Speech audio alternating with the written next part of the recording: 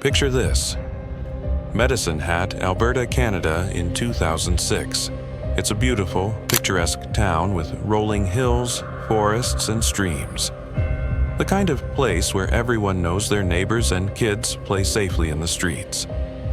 In this idyllic setting lived what appeared to be the perfect family, the Richardsons.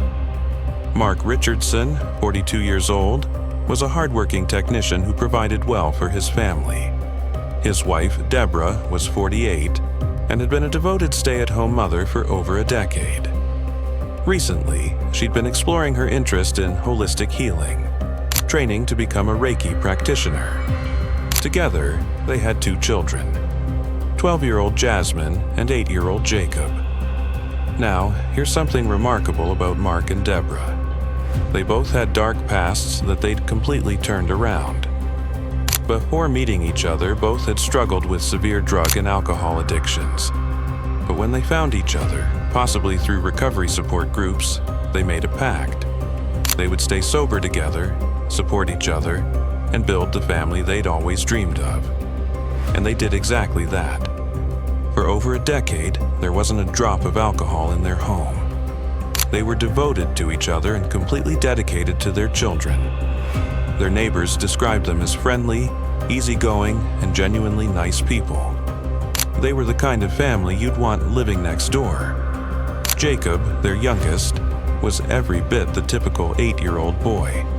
He was high energy, excitable, and absolutely obsessed with Star Wars. You'd often see him running around the neighborhood with his plastic lightsaber, playing with his best friend Gareth, who lived nearby. These 2 boys were inseparable, knocking on each other's doors almost every single day to play outside. But Jacob wasn't just energetic. He was also incredibly sweet. He played on a local hockey team and absolutely idolized his big sister Jasmine. And honestly, she was a great role model for him to look up to. Jasmine was the kind of kid every parent dreams of having.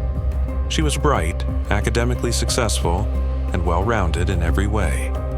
She excelled in school, was part of the swim team, and had enrolled in her school's fine arts program. She was popular, not in that stereotypical mean girl way, but genuinely well-liked by her classmates. She had no enemies, was kind to everyone, and seemed to have this bright future ahead of her. The Richardson family took vacations together, spent quality time with each other, and genuinely seemed to enjoy each other's company. From the outside looking in, they had everything: a loving marriage, successful careers, beautiful children, and a safe community to call home. But, as we know in true crime, things are rarely what they seem on the surface. As Jasmine entered her preteen years, around 11 and 12 years old, something began to shift. The bright, bubbly, academically focused girl started to change. At first, it seemed like typical teenage rebellion. You know how kids start to find their identity around that age. Jasmine began gravitating toward a different crowd. She'd met a group of kids at the local mall, the alternative kids, the goths, the ones dressed in black with dark makeup and straightened hair covering their faces.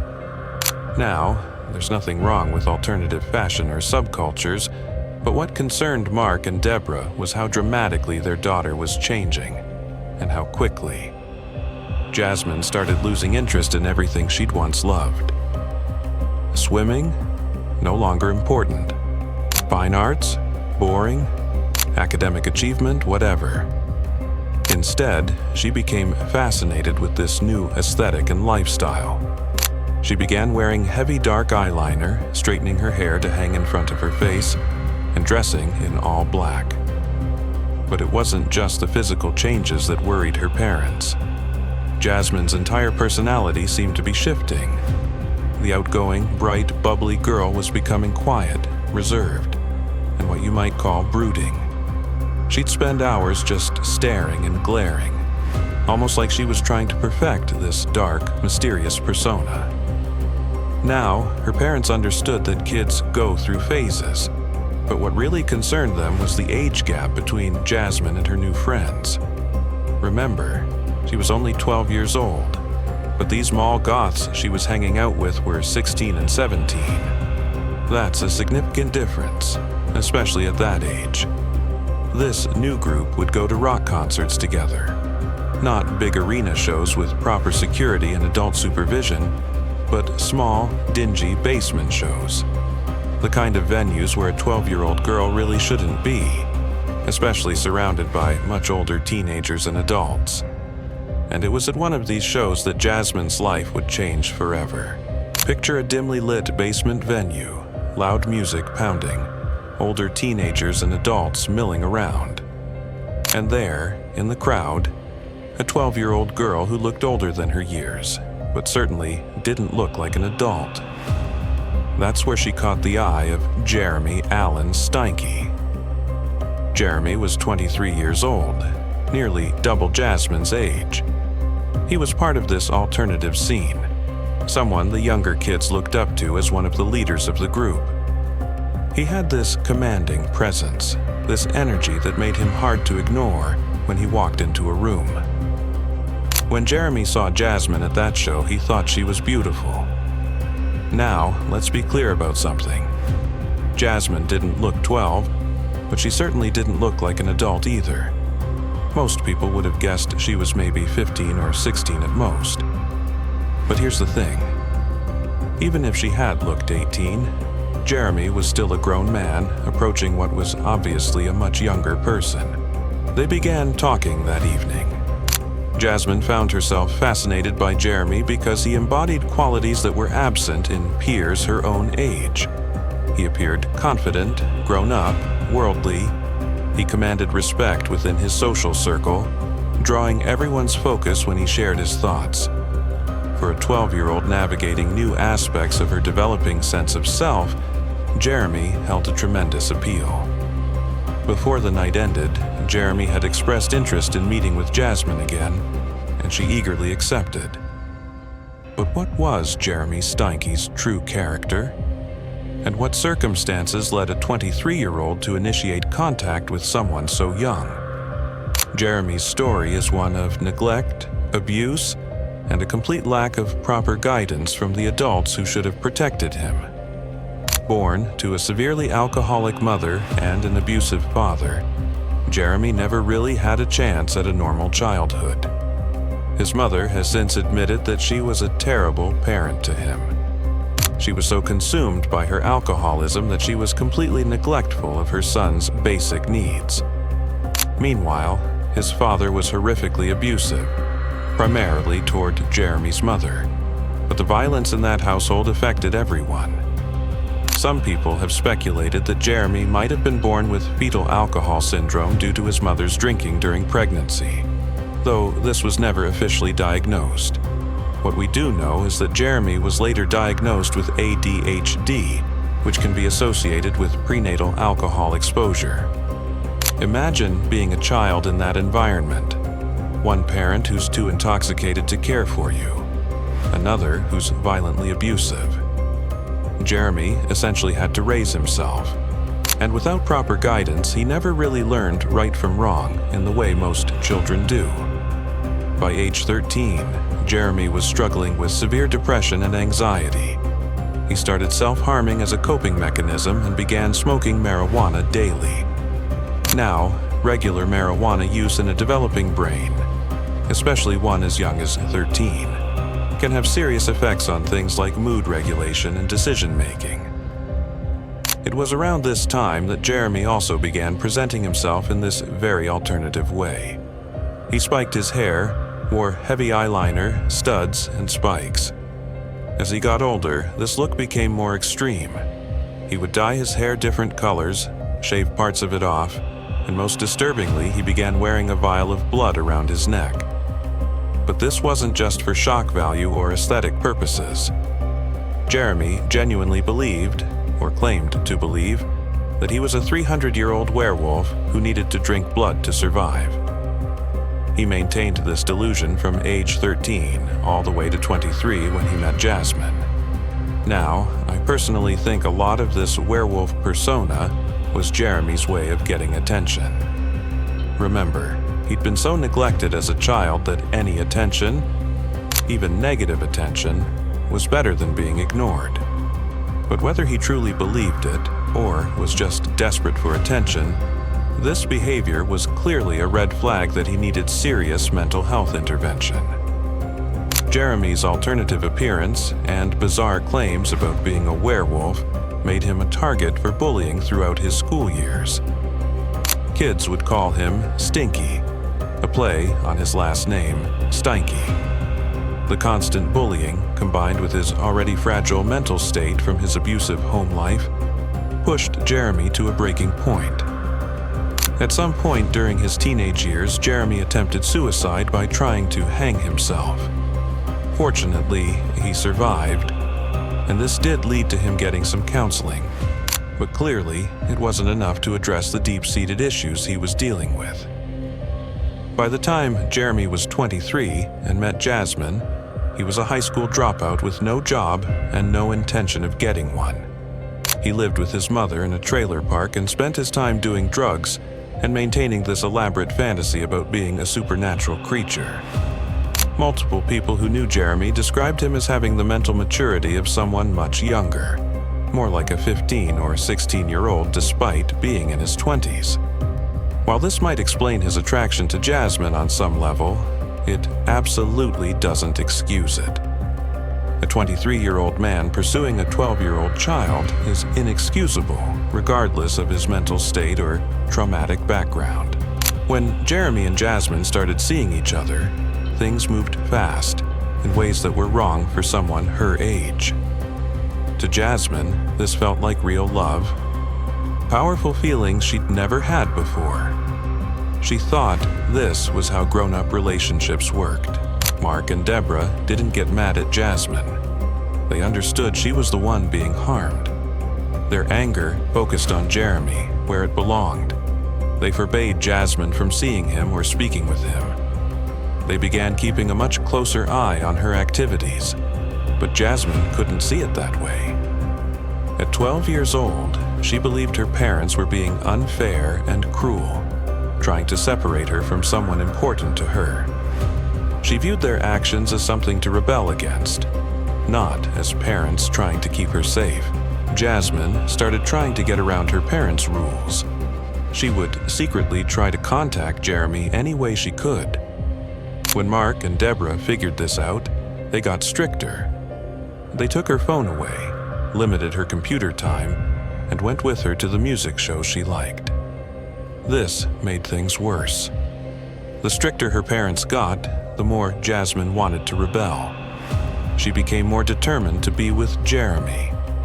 Neither of them could see that her parents were just trying to keep her safe from something harmful and against the law. Eventually, Jeremy found a way for them to talk in secret. He showed Jasmine a website called vampirefreaks.com, a place where people pretended to be creatures like vampires and werewolves. Jeremy had been on this site for years, ever since he started claiming to be a werewolf when he was 13. On Vampire Freaks, Jeremy used the name Soul Leader, and Jasmine called herself Runaway Devil. She even lied about how old she was, saying she was 15 instead of 12. Through this website, Jeremy and Jasmine could talk every day without her parents knowing. And it was in these secret messages that they started planning something terrible. As Jasmine and Jeremy reconnected through their secret online communications, their conversations began taking an increasingly dark turn. Both of them were frustrated by what they saw as the unfair obstacles to their relationship, namely Jasmine's parents and their reasonable rules about their daughter not dating adult men. In Jeremy's twisted mind, the situation was incredibly romantic. He saw them as star-crossed lovers, destined to be together but being kept apart by cruel fate. He often referenced the movie Natural Born Killers, which he described as the best love story of all time. If you're not familiar with that film, it follows a couple named Mickey and Mallory who go on a killing spree together. One of their first murders is actually Mallory's parents, who had been abusive to her. Jeremy was obsessed with this movie and saw parallels between Mickey and Mallory's situation and his own relationship with Jasmine. Now, while Jeremy was romanticizing their situation through the lens of this violent film, the idea of actually harming Jasmine's parents first came from Jasmine herself. In their private messages, investigators later found that Jasmine was the first to suggest killing her family. Her message read, "I hate them, so I have this plan. It starts with me killing them and ends with me living with you." Jeremy's response, "Well, I love your plan, but we need to get a little bit more creative with, details and stuff." Jeremy also expressed his anger through disturbing poetry that he posted publicly on social media. One poem, posted just weeks before the murders, read in part, "My lover's rents are totally unfair. Their throats I want to slit. They shall pay for their insolence. Finally, there shall be silence. Their blood shall be payment." Everyone in Jeremy's social circle saw this poem. Everyone read it, and no one thought to report it or take it seriously. They were all used to Jeremy's dark, dramatic posts and assumed this was just more of the same. Meanwhile, Jasmine's friends at school later told investigators that she had been making comments about wanting to kill her family for months. But these comments had always seemed joking in nature. The kind of dramatic things 12-year-olds say when they're frustrated with their parents. None of her friends took it seriously because, well, they were 12 years old themselves. But perhaps most disturbing of all, investigators found evidence that Jasmine had been fantasizing about murdering her family for even longer than her relationship with Jeremy. In her school counselor's files, they discovered drawings Jasmine had made. Comic strips depicting herself setting her house on fire and burning her family alive inside, complete with captions like, "Yay, gasoline," and "Haha, you're burning alive." The fact that a school counselor saw these drawings and simply filed them away without any intervention is absolutely mind-boggling. This should have been an immediate red flag requiring social services involvement and mental health assessment. As the weeks went by, Jasmine became more and more insistent that Jeremy follow through with their plan. Friends later said she would tell him things like, "If you really love me, you'll do this for me." She was essentially emotionally manipulating him into committing murder, while he was simultaneously encouraging her darker impulses. According to Jeremy, he did initially try to talk Jasmine out of the plan, suggesting they could just run away together instead. But ultimately, as he told police later, "I'm a man of my word," and he had promised her he would do this. By April 2006, the plan was set.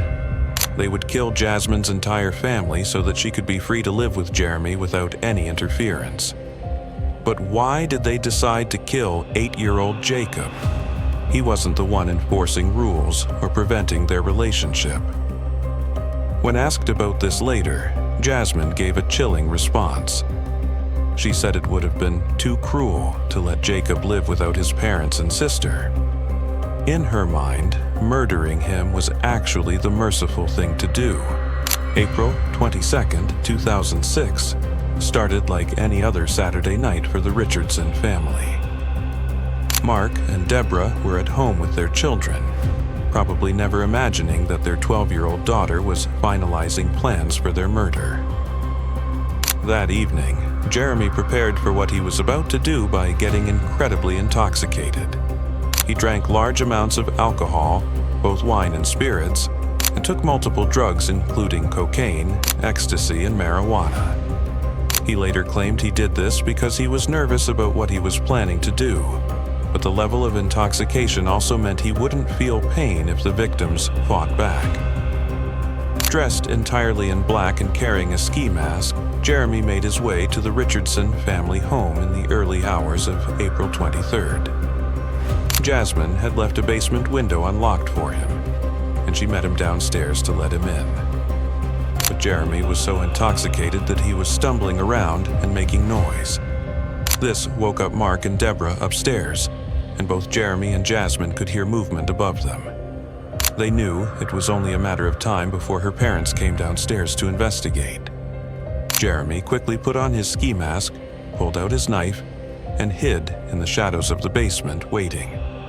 The first person to come down those basement stairs was Deborah. She was probably just checking on some noise she'd heard, maybe thinking something had fallen over or an animal had gotten in somehow. Instead, she found herself face to face with a masked intruder who immediately launched himself at her with a knife. Jeremy stabbed Deborah 12 times. One of the wounds went 12 centimeters deep, straight through her heart. She was screaming the entire time, which of course woke up the rest of the family. Mark, hearing his wife's screams, grabbed a screwdriver from somewhere, probably the kitchen, and ran toward the basement. When he got downstairs, he saw his wife's body covered in blood and Jeremy Steinke standing over her. Mark tried to fight. He tried to run back up the stairs, but Jeremy grabbed him and stabbed him in the back. When Mark fell down the stairs, Jeremy continued the attack, stabbing him multiple times in the chest and abdomen. During this struggle, Mark looked up at his attacker and asked one simple question: why? Jeremy's response was absolutely heartbreaking. Because you treat your daughter like shit and she wanted it this way. Mark was stabbed a total of 22 times, 9 in the back and 13 in the front. The attack was so vicious that one of the stab wounds actually bent the knife when it hit bone. While Jeremy was murdering her parents in the basement, Jasmine had gone upstairs to her 8-year-old brother's room. According to their initial confessions, the plan was for Jasmine to kill Jacob while Jeremy dealt with their parents. Jacob was awake. He had to have heard what was happening downstairs. His mother screaming, the sounds of struggle. He knew something terrible was happening to his parents. Some reports suggest he may have been trying to defend himself with his Star Wars lightsaber, which was found in his hand. But he was just an 8-year-old boy against 2 people who had already committed themselves to murder. Both Jeremy and Jasmine gave confessions about what happened in Jacob's room, but their stories differ significantly. In their initial interviews, Jasmine claimed she started to stab Jacob but then freaked out when she heard him making gurgling sounds and couldn't continue. She said Jeremy then took the knife and slashed Jacob's throat to finish the job. However, later in the investigation, an undercover police officer posed as a fellow inmate to get more information from Jeremy. In these conversations, Jeremy told a different story. He claimed that Jasmine had killed Jacob entirely by herself, both the stabbing and the throat slashing. Even more disturbing, Jeremy told this undercover officer that the morning after the murders, while he and Jasmine were having sex in a car, she brought up the gurgling sound Jacob had made when he was dying, and she started laughing about it. Regardless of who delivered the fatal blows, both Jeremy and Jasmine knew that killing Jacob was part of their plan, and both participated in murdering a helpless child. After Jacob was dead, someone, likely Jasmine, tucked his body back into bed and pulled the covers up to his chin, making it look like he had been killed in his sleep. This detail is particularly haunting because it suggests a moment of care or remorse in the middle of this horrific crime scene. With all 3 members of Jasmine's family now dead, she and Jeremy were finally free to be together, which is exactly what they had wanted. They left the house and went on the run, though their escape plan was remarkably poorly thought out. Rather than trying to disappear or get as far away as possible, Jeremy and Jasmine spent the next day acting like teenagers on a casual road trip. They met up with friends, went to restaurants, and even attended what some sources describe as a house party. Most shockingly, they were openly talking about the murders.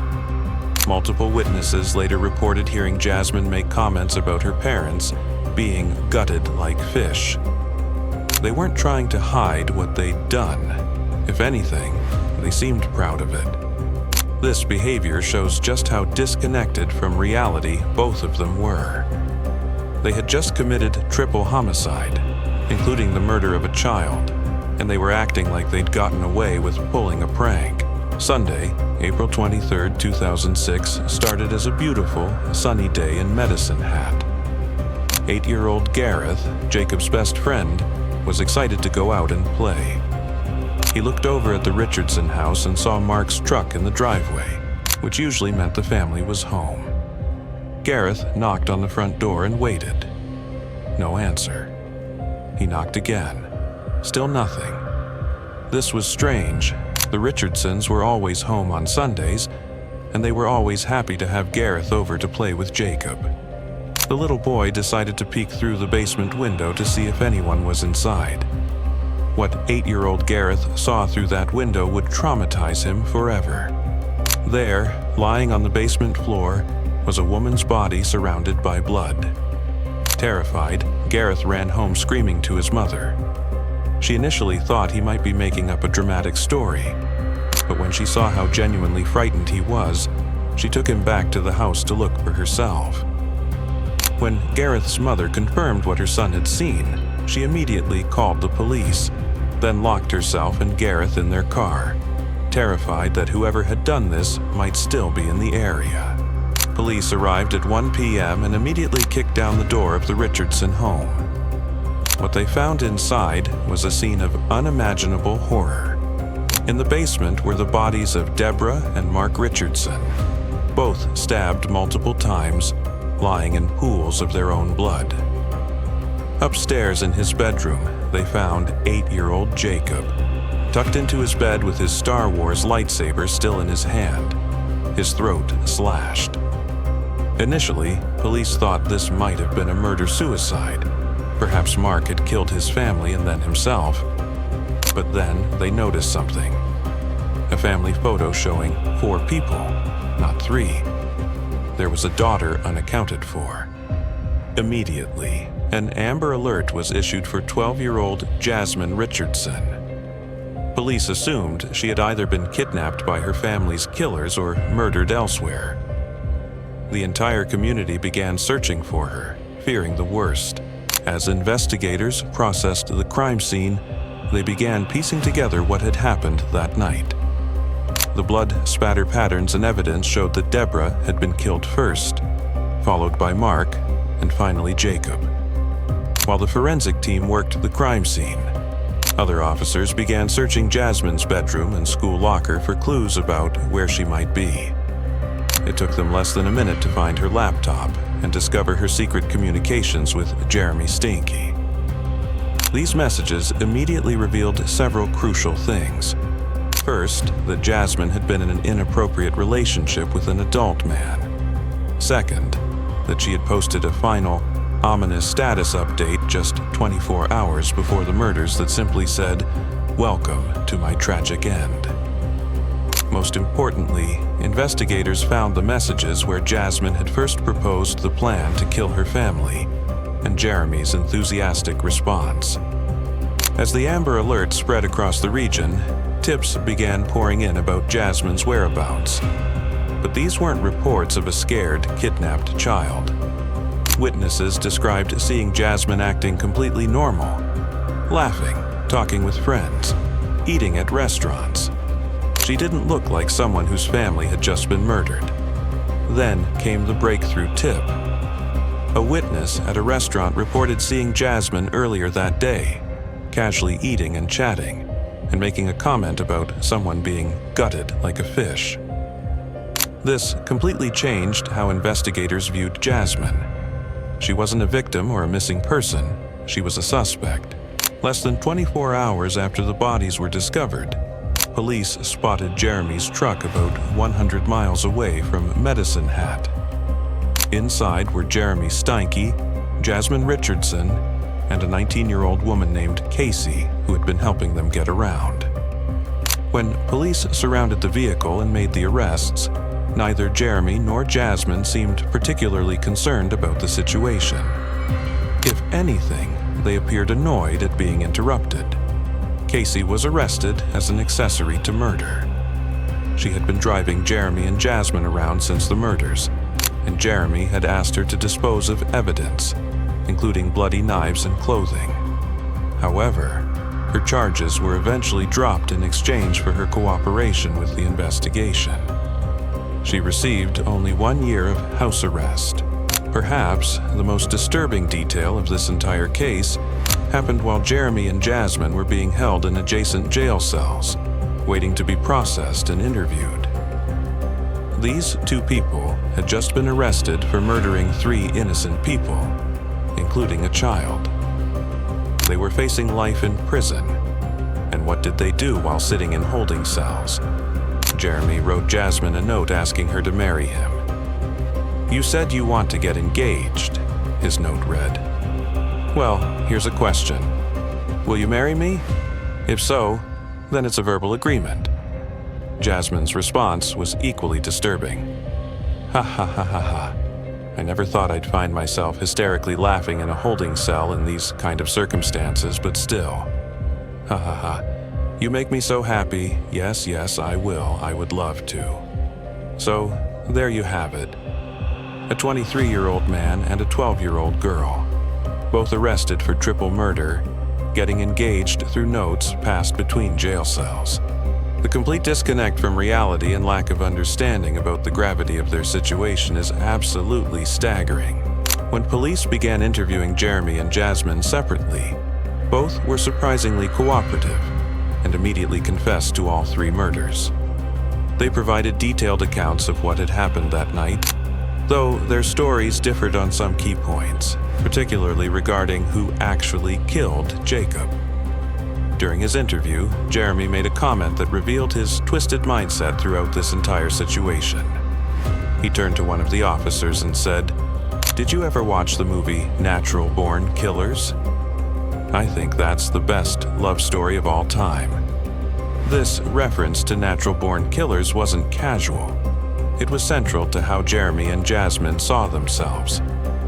They genuinely believed they were like Mickey and Mallory, the film's protagonists who kill Mallory's family before going on a murder spree together. Both confessions revealed that this had been planned for months, that both participants knew exactly what they were going to do, and that both were willing participants in the murder of 3 innocent people. Jeremy Steinke, being an adult, faced the full force of the law. His defense team tried to argue that he wasn't responsible for his actions because he'd been so intoxicated at the time of the murders, and that his traumatic childhood had left him with the mental capacity of someone much younger. His lawyers also claimed he was desperate for affection, and that Jasmine had manipulated him into committing these crimes by constantly pressuring him and threatening to leave him if he didn't prove his love by killing her family. None of these defenses worked. The jury could see that regardless of his background or mental state, Jeremy was a willing participant who had planned and carried out the murders of 3 people. He was found guilty on all counts and sentenced to 3 life sentences. His first opportunity for parole will be in 2033, but with 3 life sentences, it's unlikely he'll ever be released. Jasmine's case was more complicated due to her age. Under Canadian law, because she was 12 at the time of the murders, she couldn't be tried as an adult. The maximum sentence she could receive was 10 years, and those 10 years included psychiatric treatment, supervised living, and reintegration programs, not just prison time. Throughout her trial, Jasmine's defense team tried to portray her as a victim of Jeremy's manipulation and grooming. While there was certainly truth to the fact that she had been groomed by an adult predator, the evidence also clearly showed that she had been an active and willing participant in planning her family's murder. Jasmine was found guilty of 3 counts of first-degree murder and sentenced to the maximum 10 years under the Youth Criminal Justice Act. However, her behavior during the trial was deeply concerning. Multiple observers noted that she showed no remorse, seemed to lack empathy entirely, and was even caught smiling while describing how her family had died. Psychiatric evaluations revealed that Jeremy showed no signs of mental illness or disorders. He was simply a predator who had committed murder. Jasmine, however, was diagnosed with conduct disorder, a condition that only affects children and teenagers and can develop into more serious conditions like psychopathy or personality disorders if left untreated. This diagnosis was actually crucial because it meant Jasmine was sent to a psychiatric hospital for the first 4 years of her sentence, rather than a juvenile detention center. This decision would prove to be controversial, but ultimately may have saved her life. During her time in psychiatric care, Jasmine underwent intensive therapy and treatment. Slowly, those responsible for her care began to see changes. She started showing genuine remorse for her actions, developed empathy for others, and seemed to understand the magnitude of what she had done. After 4 years in psychiatric care, Jasmine was released into a supervised reintegration program. She was allowed to attend Mount Royal University in Calgary under a new name, where she earned a degree while still serving the remainder of her sentence. This part of her sentence was highly controversial. Many people felt that a person who had murdered their entire family should not be allowed to attend university or reintegrate into society so easily. But Canada's justice system focuses heavily on rehabilitation rather than punishment, especially for young offenders. In 2016, exactly 10 years after the murders, Jasmine's sentence ended completely. The judge who released her made a comment that sparked outrage. He said he thought her parents and brother would be proud of her rehabilitation. Today, Jeremy Steinke remains in prison under maximum security. He has changed his name to Jackson May and has attempted to appeal his sentence multiple times, arguing that it was unfair compared to Jasmine's much shorter sentence. All of his appeals have been denied. Jasmine Richardson's current whereabouts and activities are unknown. In 2021, her criminal record was completely expunged, meaning she no longer has to disclose her past to employers, landlords, or anyone else. She lives under a new identity and is legally considered to have no criminal history.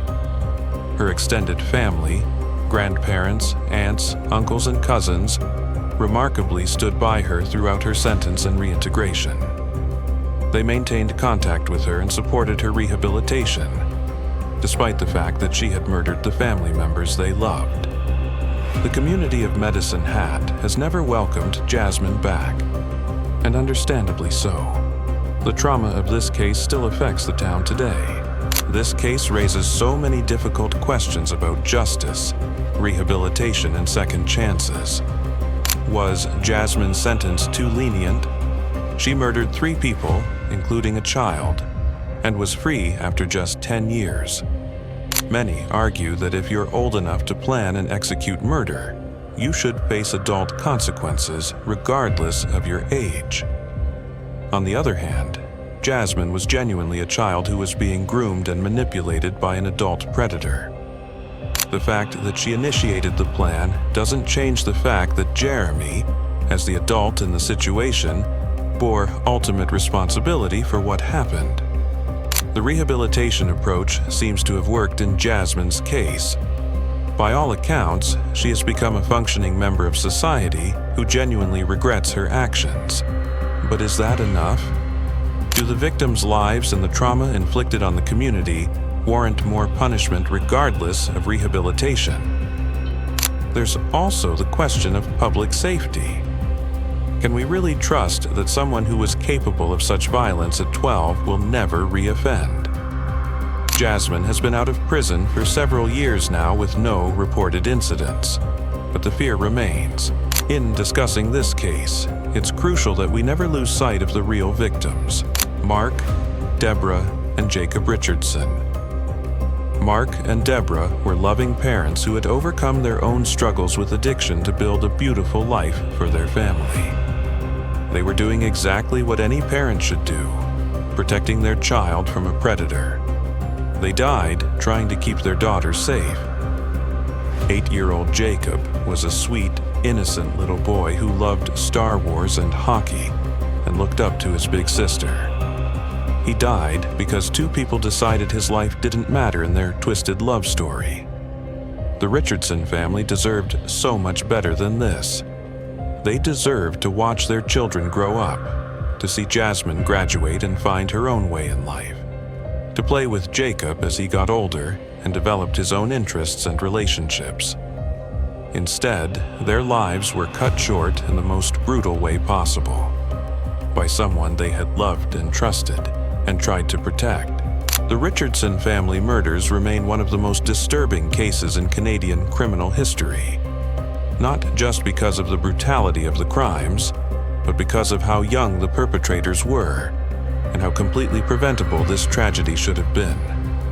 If the adults in Jeremy's life had intervened when he started claiming to be a werewolf and displaying other concerning behaviors, this might never have happened. If Jasmine's